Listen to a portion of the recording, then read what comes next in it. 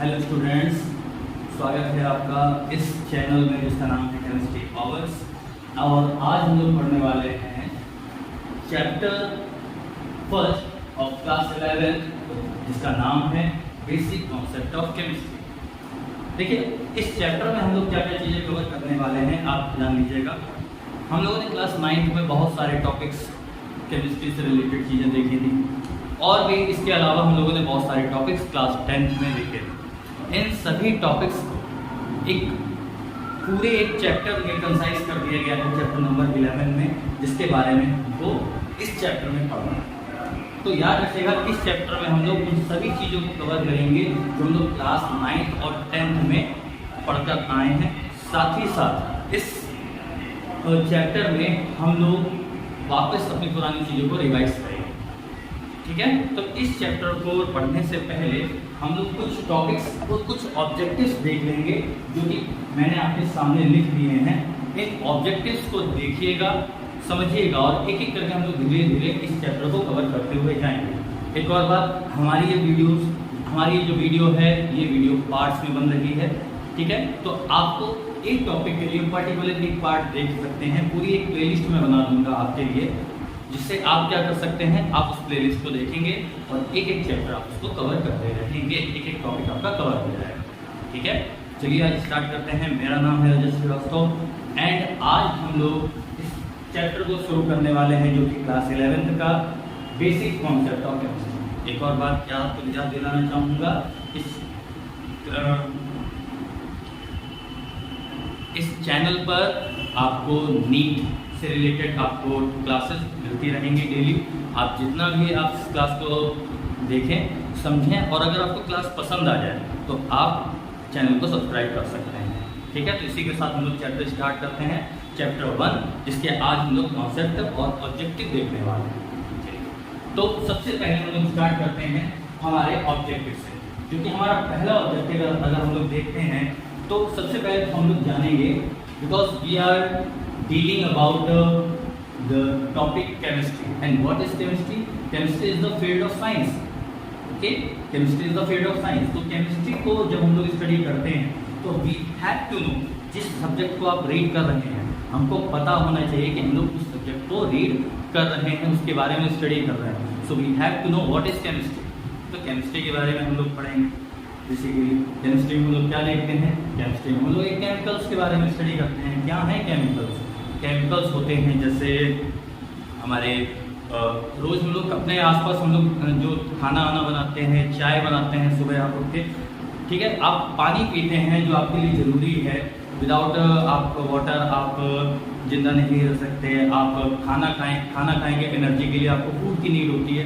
तो इन सभी की स्टडी जो आपके आसपास चीज़ें हैं उन सभी के स्ट्रक्चर, उन सभी के इनसे मिलके बने हैं, कैसे बने हैं और कैसे डिफरेंट बिहेवियर उनके शो करेंगे डिफरेंट एस्पेक्ट्स, ठीक है। तो अब जब भी हम लोग केमिस्ट्री की बात कर रहे होते हैं तो हम लोग अपने आसपास के मैटर की बात करते हैं। तो यहीं पर हम लोग सबसे पहले जानेंगे कि मैटर क्या होता है। This is our first topic, to know matter and its type, its classification, ठीक है। तो सबसे पहले आज हम लोग जानेंगे क्या होता है मैटर। और जब एक बार हम लोग मैटर के बारे में जान जाएंगे तो फिर आपको जानना पड़ेगा मैटर की प्रॉपर्टीज क्या होती हैं। जैसे कि मैटर कहीं पर आपको क्रिस्टलाइजेशन फॉर्म में मिलता है, कहीं पर आपको सॉलिड फॉर्म में मिलता है, कहीं पर लिक्विड फॉर्म में मिलता है, कहीं पर गैसेस फॉर्म में मिलता है। तो इन सभी प्रॉपर्टीज के बारे में जानेंगे, क्यों ऐसा है और क्यों हम लोग उसको ऐसा देख सकते हैं, कैसे वो रिएक्ट करता है किसी दूसरी चीज़ों से, ये सारी चीज़ें हम लोग इसमें देखेंगे, ओके। नेक्स्ट ऑब्जेक्टिव हमारा रहेगा फंडामेंटल प्रॉपर्टीज। अब जब हम लोग प्रॉपर्टीज के बारे में स्टडी कर रहे होते हैं तो एक मिनट पानी पी जरा।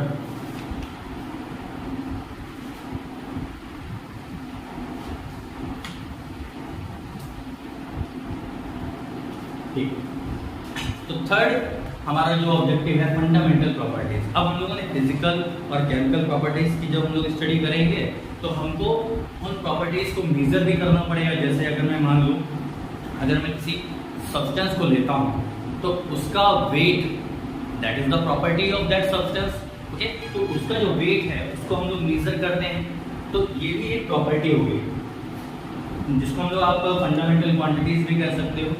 क्या होती है fundamental properties, then derived properties, क्या होता है डिफरेंस दोनों के बीच में, फंडामेंटल और डिराइव्ड प्रॉपर्टीज के बीच में। साथ ही साथ कई बार हम लोगों ने देखा होगा कि क्वांटिटी, आपने देखा होगा जैसे मास को अगर हम लोग रेप्लिकेट करते हैं, रिप्रेजेंट करते हैं, केजी में रिप्रेजेंट करते हैं, ग्राम में रिप्रेजेंट करते हैं, तो इन्हें आप कहते हैं units.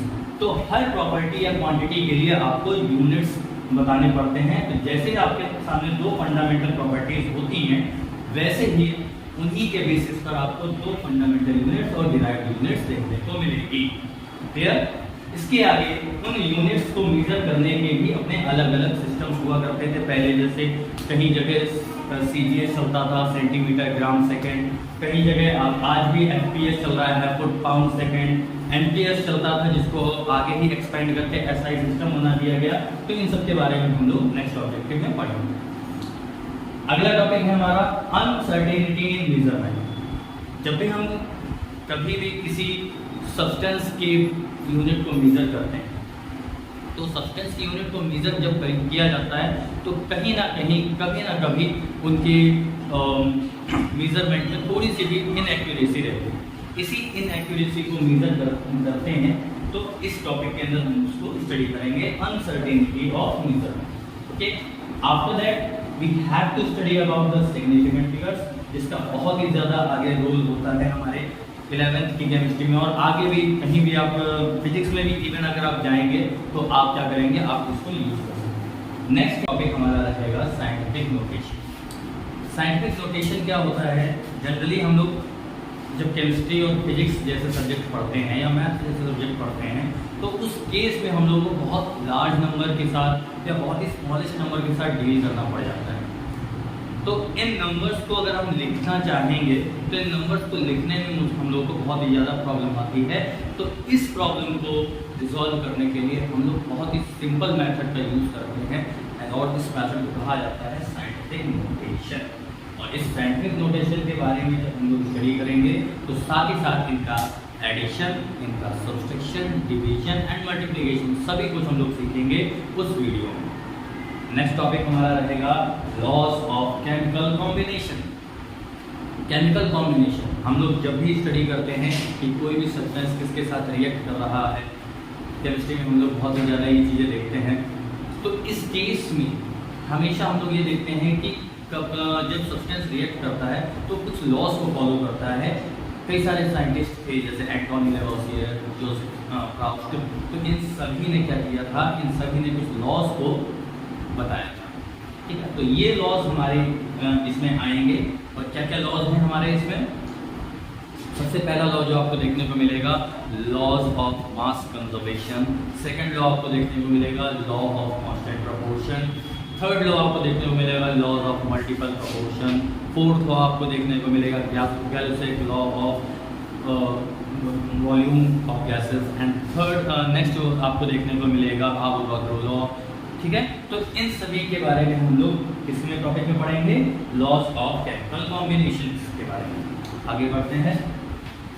Most important thing, Dalton atomic theory. यहाँ से सारे जो हम लोग केमिस्ट्री पढ़ रहे हैं, जो भी चीज़ें पढ़ रहे हैं, this is the generation of everything we study in the chemistry, Dalton atomic theory. Next, atomic and molecular weight. हम लोग बहुत सारे एटम्स के साथ डील करने वाले हैं केमिस्ट्री में, तो उन एटम्स और मॉलिक्यूल्स के जो वेट्स होते हैं इनके बारे में हम लोग इसमें पढ़ेंगे। साथ ही साथ जब हम लोग एटम्स के बारे में स्टडी कर रहे होते हैं तो हमको दो वर्ड्स बहुत ही ज़्यादा देखने को मिलते हैं, सुनने को मिलते हैं। इनका नाम होता है isotope and second is isobars. तो इनको भी हम लोग देखेंगे। साथ ही साथ एक टॉपिक है एवरेज एटॉमिक मास। जनरली क्या होता है, नीट के जो एवरेज होते हैं, आई मीन नीट के क्वेश्चंस जो होते हैं, उन क्वेश्चंस में एवरेज एटॉमिक मास के क्वेश्चन भी कभी कभी आ जाते हैं। तो इन क्वेश्चंस को एक बार हम लोग देखेंगे कि कैसे इन क्वेश्चंस को सॉल्व किया जाता है, बेसिकली न्यूमेरिकल्स को देखेंगे। साथ ही साथ अगला जो हमारे आएंगे इक्विवेलेंट वेट, ये भी एक इम्पॉर्टेंट टॉपिक है। Next, mole concept. Mole concept भी एक बहुत ही ज़्यादा फेमस कॉन्सेप्ट है, जिसका जो रिप्रेजेंटेशन सबसे पहले जिन्होंने किया था उसका नाम मोल कॉन्सेप्ट आवोगाद्रो ने किया था। इसके बाद हम लोग देखेंगे परसेंटेज कॉम्पोजिशन। किसी भी सब्सटेंस में, मान लीजिए एक एग्जांपल दे रहा हूँ, H2O में कितने परसेंट ऑक्सीजन प्रेजेंट है, कितने परसेंट हाइड्रोजन प्रेजेंट है। सिमिलर सेम ऐसे ही किसी भी सब्सटेंस में कितने परसेंट कोई भी सब्सटेंस एलिमेंट की जो प्रेजेंटेशन है कितना परसेंट है, उसमें हम लोग देखते हैं परसेंटेज कॉम्पोजिशन के बारे में। साथ ही साथ अगला टॉपिक जो हमारा रहेगा लिमिटिंग रिएजेंट, एक बहुत ही इम्पॉर्टेंट टॉपिक जिसके बारे में हम लोग केमिस्ट्री की बहुत सारी केमिकल रिएक्शन से स्टडी करते हैं, कैलकुलेशन करते हैं। लिमिटिंग रिएजेंट के क्वेश्चन बहुत ज़्यादा आते हैं नीट में, तो एक बार उसे भी स्टडी करेंगे। नेक्स्ट आपको देखने को मिलेगा स्टोइकोमेट्रिक कैलकुलेशंस। स्टोइकोमेट्रिक कैलकुलेशंस के बारे में हम लोग रिएक्शंस को देखकर ही जानेंगे। नेक्स्ट आपको देखने को मिलेगा कंसंट्रेशन और स्ट्रेंथ एक्सप्रेशन। किसी भी मिक्सचर में जब वो होमोजीनियस बन जाता है या कोई भी एक हेटेरोजेनियस मिक्सचर बनेगा, तो इन दैट मिक्सचर हम लोग बहुत ही सारे कंसंट्रेशन के बारे में हम लोग स्टडी करते हैं। तो ये कुछ टर्म्स हैं जिनके बारे में हम लोग बहुत ही ज़्यादा यूज़ करेंगे। आपको हर जगह केमिस्ट्री में हर जगह जहाँ जहाँ आपके कंसंट्रेशन से रिलेटेड क्वेश्चंस होंगे, वहाँ वहाँ आप लोग इन टर्म्स को जरूर पाएंगे। सबसे पहला जो आएगा that is mass by mass percent. आप लोगों ने देखा होगा कई सारे सब्सटेंस जो कि सॉलिड होते हैं, और जब वो आपके पास आएंगे तो उनमें W/W कहीं पर लिखा होता है, W/W परसेंट लिखा होता है। Next mass by volume percentage, ये भी इसका हमारा डेली लाइफ में बहुत ज़्यादा यूज होता है, ये भी कंसंट्रेशन के लिए भी यूज किए जाते हैं। वॉल्यूम बाई वॉल्यूम परसेंटेज, आप सभी लोगों ने सेंट या बोल सकते हैं परफ्यूम्स जरूर यूज किए होंगे। इन परफ्यूम्स की बॉटल में या सैनिटाइजर की बॉटल में, जो आप लोग कोरोना टाइम में बहुत ज़्यादा यूज हुआ था, तो उस पर भी आपको वॉल्यूम बाय वॉल्यूम परसेंटेज देखने को मिलता है। नेक्स्ट आपको देखने को मिलेगा मोल फ्रैक्शन। मोल फ्रैक्शन का भी बहुत ज़्यादा यूज है, इससे बहुत सारे न्यूमेरिकल्स होते हैं। Molarity, most important term, whatever we study in the chemistry. Basically जब हम लोग कंसंट्रेशन की बात करेंगे तो हमेशा हमेशा आपको मोलैरिटी, मोलैलिटी, नॉर्मेलिटी से डील करना पड़ जाएगा। नेक्स्ट हमारा टॉपिक जो मिलेगा that is molality. Molality important topic है। मोलैलिटी के बाद आएगा नॉर्मेलिटी, जो कि रिलेटेड मिलेगा आपको direct equivalent weight. Equivalent weight को देखने के बाद इसी के अंदर हम लोग नेक्स्ट टॉपिक पढ़ेंगे पार्ट्स पर मिलियन। पार्ट्स पर मिलियन क्या है? बेसिकली जब एक सब्सटेंस किसी दूसरे सब्सटेंस के अंदर ट्रेसेस की फॉर्म में प्रेजेंट होता है, एंड दैट केस हम लोग पार्ट्स पर मिलियन का यूज करते हैं। आप लोगों ने सुना होगा सर्दियों के टाइम पर जब दिल्ली जैसे शहर में जहाँ पर बहुत ही ज़्यादा पॉल्यूशन होता है, कहते हैं ऐसा, तो वहाँ पर जब हम लोग एयर की जो प्योरिटी की बात करते हैं, तो वहाँ पर हम लोग जो वर्ड यूज़ करते हैं दैट इज PPM, पार्ट्स पर मिलियन। तो ये थे हमारे सारे टॉपिक्स जिनके बारे में हम लोग स्टडी करेंगे, और एक एक करके हम लोग हर वीडियो पे टॉपिक बनाते जाएंगे।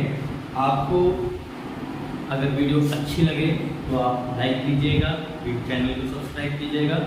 साथ ही साथ अगली वीडियो जल्द ही अपलोड होगी, उसके बाद आपको जो भी चीज़ें पढ़नी हो आप कमेंट कीजिएगा, मैं आपको उसके सॉल्यूशंस देता रहूँगा। ठीक है, thank you everyone and good day.